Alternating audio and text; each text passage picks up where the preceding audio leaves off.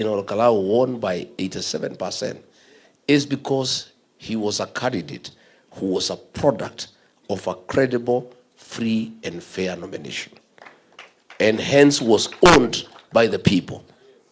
I want to confirm for the avoidance of doubt, DCP will conduct free, fair, and credible nominations across the country.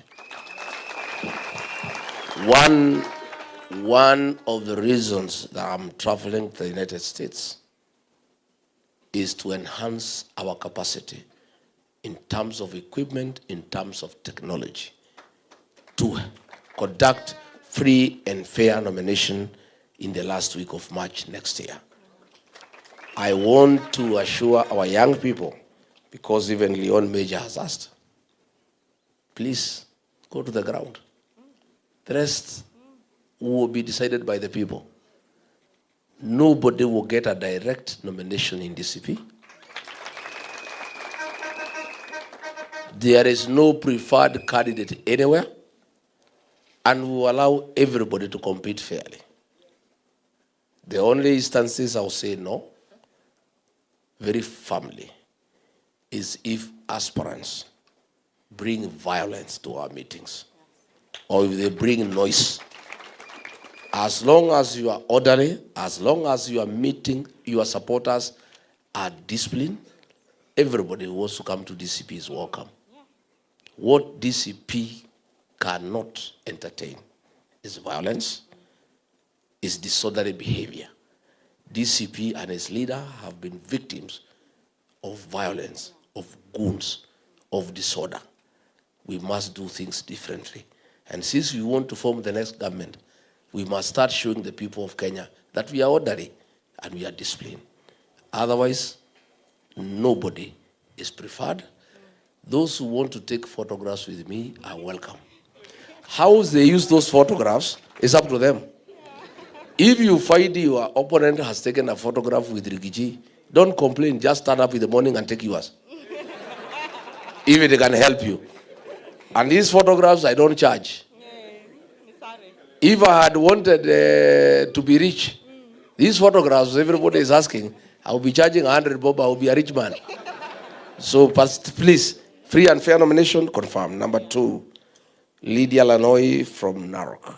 Is Rigiji running for president? The answer is yes. There are many people.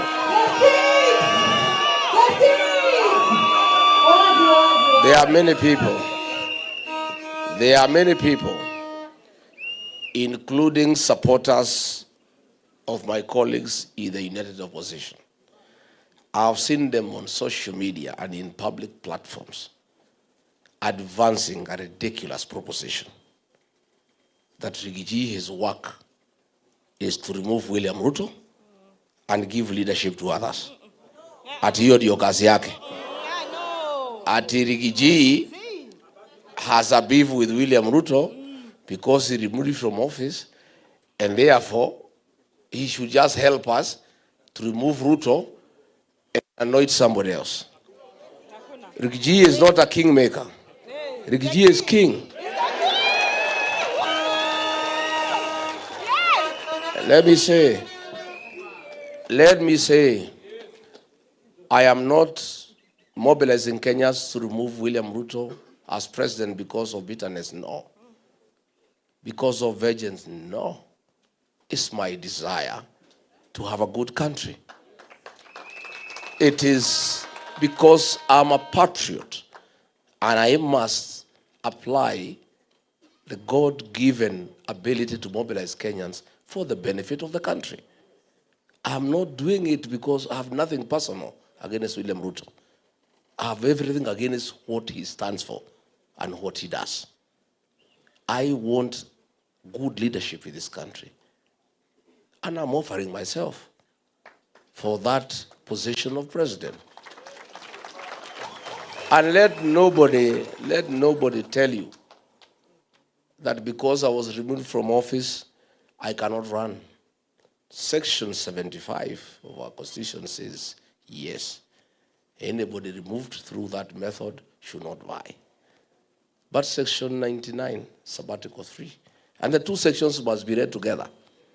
That anybody who has a challenge on matters of Chapter 6 of integrity cannot be stopped from vying until and unless he or she has exhausted all the remedies provided by the Constitution, all the way to the Supreme Court.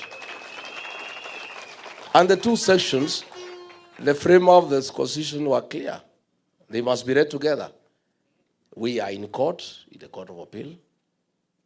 We believe the Court of Appeal will give justice to Rigathi Gachagua and his supporters.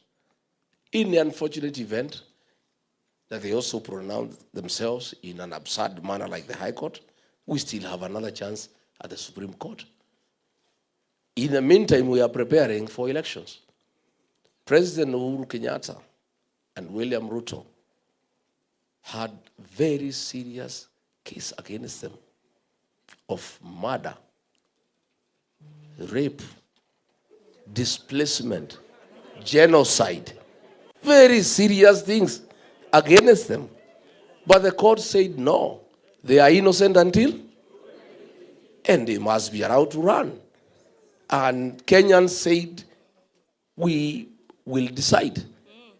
And they ran and they won. Rigathi Gachagua has killed nobody. He has raped nobody. He has displaced nobody.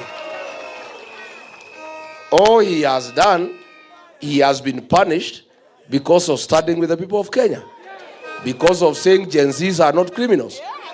Because of saying we should not steal from the people of Kenya. Because of saying people should not be evicted.